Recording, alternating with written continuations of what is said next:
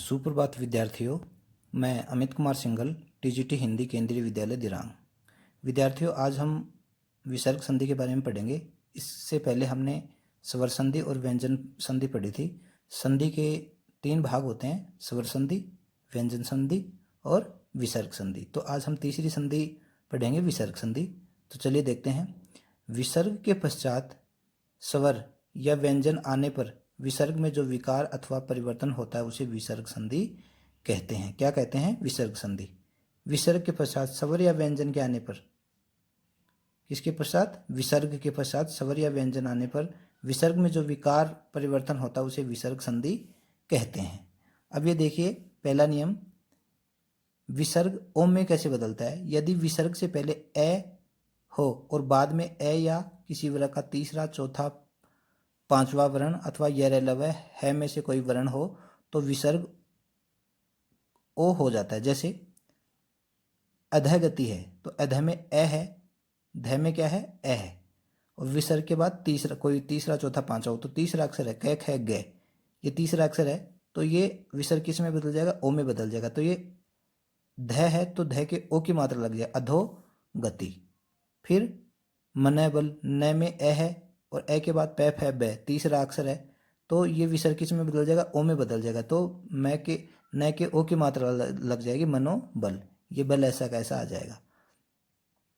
मन विकार, न में ए है और फिर ये रलव है, इसमें से कोई शब्द हो तो वह है, तो इस विसर्ग का क्या हो जाएगा? ओ हो जाएगा, मनोविकार।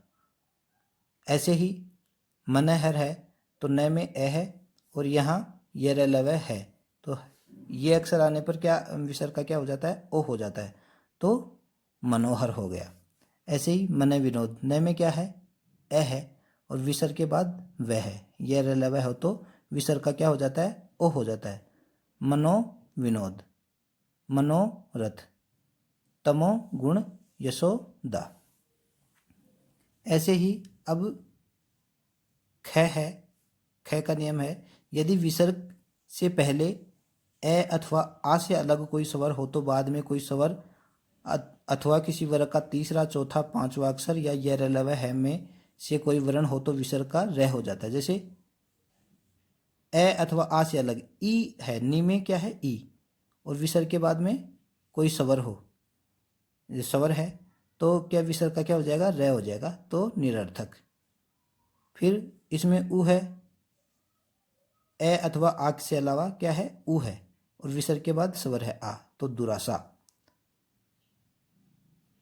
नि में ई है स्वर और ये अलग, ये स्वर है तो निरुत्साह है। इसमें द में उ की मात्रा है, उ, और विसर्ग के बाद तीसरा, चौथा, पांचवा पै फै बै, बै है तो दुर्बल। इस विसर्ग का क्या हो जाएगा? र हो जाएगा। आशीर्वाद, दुर्बुद्धि। निर्जोड़ धन, निर्धन। कैसे? विसर्ग से पहले ए अथवा आ से कोई अलग स्वर हो तो ए आ के अलावा ई है और विसर्ग के बाद तै थ दै ध, चौथा अक्षर है ध, तो विसर्ग का क्या हो जाएगा? र हो जाएगा। नी और ध ये है ही और ध के ऊपर र लग जाएगा, निर्धन। नी जोड़ आशा, निराशा। नी जोड़ गुण, कैसे? ई है और यहाँ क ख ग, तीसरा अक्षर है तो ये विसर्ग का क्या हो जाएगा? र हो जाएगा। तो ये नी ऐसा कैसे आ जाएगा? गुण ऐसा कैसे आ जाएगा? और र ऊपर चला जाएगा, निर्गुण। निराहार, दू जोड़ आचार, दुराचार। नी जोड़ उत्तर, निरुत्तर। तो इनका हमें बार बार अभ्यास करने की ज़रूरत है। ये चीज़ें हमें बार बार अभ्यास करने से ही आएंगी। तो चलिए अगला नियम देखते हैं। विसर्ग का स, विसर्ग से पहले यदि कोई स्वर हो और बाद में विसर्ग से पहले क्या हो? कोई स्वर हो और बाद में च, छ, स में से कोई वर्ण हो तो विसर्ग का स हो जाता है। देखिए, विसर्ग से पहले स्वर है ई और बाद में च, छ, स में से कोई हो तो क्या हो जाएगा? विसर्ग का स हो जाएगा। ये नी यहाँ आ गया, च यहाँ है और विसर्ग का क्या हो गया? स हो गया। ऐसे ही दुचरित्र, अब विसर्ग से पहले क्या है? स्वर है उ और ये च शब्द है तो विसर्ग का क्या हो जाएगा? स हो जाएगा। इनके बीच क्या लग जाएगा? दुश्चरित्र। से लग जाएगा। ऐसे ही विसर्ग से पहले क्या है, स्वर है उ, और ये स है, तो इस विसर्ग का क्या हो जाएगा, ये स हो जाएगा, दुशासन। हरि जोड़ चंद्र, हरिश्चंद्र, हरि जोड़ चंद्र, हरिश्चंद्र, विसर्ग का स में बदलना। अब देखिए, विसर्ग के बाद यदि तय अथवा स हो तो विसर्ग का क्या हो जाता है, स हो जाता है। जैसे दु जोड़ तर, दुस्तर। विसर्ग के बाद क्या हो, तय अथवा स हो, तय है तो इसका इस विसर्ग का क्या हो गया, ये स हो गया, तो दुस्तर हो गया। विसर्ग के बाद तय है तो निस्तेज। विसर्ग के बाद क्या है, तय, तो स में बदल जाएगा ये विसर्ग, नमस्ते। विसर्ग के बाद स है, तय या स हो तो ये विसर्ग किस में बदल जाएगा, स में बदल जाएगा, दुस्साहस। निसंकोच, निसंतान। अब आगे देखिए, विसर्ग का स, यदि विसर्ग से पहले ई अथवा उ हो और विसर्ग के बाद कैक है, टैट है, पैफ है में से कोई वर्ण हो तो विसर्ग का स हो जाता है। जैसे विसर्ग से पहले ई अथवा उ हो और विसर्ग के बाद ये हो। देखिए, विसर्ग से पहले ई अथवा उ है इसमें और इसमें कै, तो क्या हो जाएगा इसका, ये सा हो जाएगा, दुष्कर्म।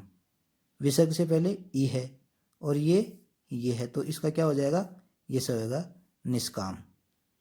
नी जोड़ कपट, निष्कपट। दुह जोड़ प्रकृति, दुष्प्रकृति। चतुष्पाद। अब ये कैसे हो रहे हैं, देखो, विसर्ग से पहले स्वर है, ए आ से ई अथवा उ हो तो ये उ है, और विसर्ग के बाद इनमें से कोई शब्द हो तो यहाँ पे है, तो ये विसर्ग किस में बदल जाएगा, इस में बदल जाएगा, तो चतुष्पाद हो जाएगा। दु जोड़ कर, दुष्कर। नी जोड़ फल, निष्फल। फिर दु जोड़ परिणाम। कैसे, विसर्ग से पहले उ है और विसर्ग के बाद पे है, तो इस विसर्ग का क्या हो जाएगा, ये सा हो जाएगा, तो यहाँ दु से इस दुष्परिणाम, निष्फल, दुष्कर, चतुष्पाद, दुष्कर्म, निष्काम, निष्कपट। क्यों, क्योंकि विसर्ग के बाद क है, विसर्ग के बाद क है, विसर्ग के बाद क है, तो ये किस में बदल रहे हैं, स में बदल रहे हैं, इस स में बदल रहे हैं, इस स में बदल रहे हैं। बाद में देखिए, अब ये देखिए, विसर्ग का लोप और पूर्व स्वर संधि का दीर्घ हो जाना। यदि विसर्ग से पहले ए अथवा आ और विसर्ग के बाद कोई भिन्न स्वर हो तो विसर्ग का लोप हो जाता है। जैसे अतः जोड़ एव। विसर्ग से पहले ए हो और उसके बाद कोई भिन्न स्वर हो, ये भिन्न स्वर है तो ये विसर्ग का लोप हो गया, अतएव, ततएव। ठीक है। पूर्व स्वर का दीर्घ और विसर्ग का लोप हो जाना। जैसे यदि विसर्ग के आगे रे हो तो विसर्ग का लोप हो जाता है और उस विसर्ग का पूर्व स्वर दीर्घ हो जाता है। जैसे विसर्ग के आगे रे है तो ये अक्षर क्या हो जाएगा, दीर्घ हो जाएगा, निरोग। इसमें छोटा था, इसमें बड़ा हो गया। विसर्ग के आगे रे है तो ये बड़ा हो जाएगा, नीरज। विसर्ग के आगे रे है तो इसमें भी ये नी बड़ा हो जाएगा, नीरस। विसर्ग में परिवर्तन न होना। यदि विसर्ग से पहले ए और विसर्ग के बाद कै पै हो तो विसर्ग में परिवर्तन नहीं होता। जैसे प्रातः काल। विसर्ग से पहले ए हो और विसर्ग के बाद कै या पै हो तो देखिए, विसर्ग से पहले ए है, ये में ये ए है, ये पै है तो पे पान हो गया। अधः पतन। यहाँ ध में ए है और पै है, यहाँ तो विसर्ग ऐसे कैसे रहेगा, तय में ए है और कै है तो विसर्ग ऐसे कैसे रहेगा, अंतःकरण। तो विद्यार्थियों, ये थी हमारी स्वर संधि। अब हिंदी की कुछ संधियाँ हैं तो उनको भी देख लेते हैं हम। दीर्घ स्वर का ऋस्व होना यानी छोटा होना। लड़का जोड़पन, लड़कपन। हाथ जोड़ कड़ी, हथकड़ी। फूल जोड़ वाली, फुलवाड़ी। दूध मुहा, दूध मुहा। प्रत्यय के योग से बनी संधियाँ। जैसे लूट जोड़ एरा, लुटेरा। चाचा जोड़ एरा, चचेरा। भाई जोड़ ओ, भाइयों। मामा जोड़ एरा, ममेरा। ऐसे ही ऋस्व स्वर का दीर्घ होना और किसी पद का लोप हो जाना। जैसे दीन जोड़ नाथ, दीनानाथ, तो इसमें एक न का लोप हो गया।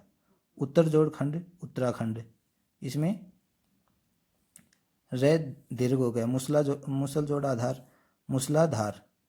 ठीक है। पढ़ना लिखना लिखा पढ़ी, स्वर का लोप होना, छोटापन, तो इस आ का लोप हो गया, छुटपन हो गया, पानी घाट, पन घट हो गया, बकराईद, बकरीद, कटोरादान, कठोरदान।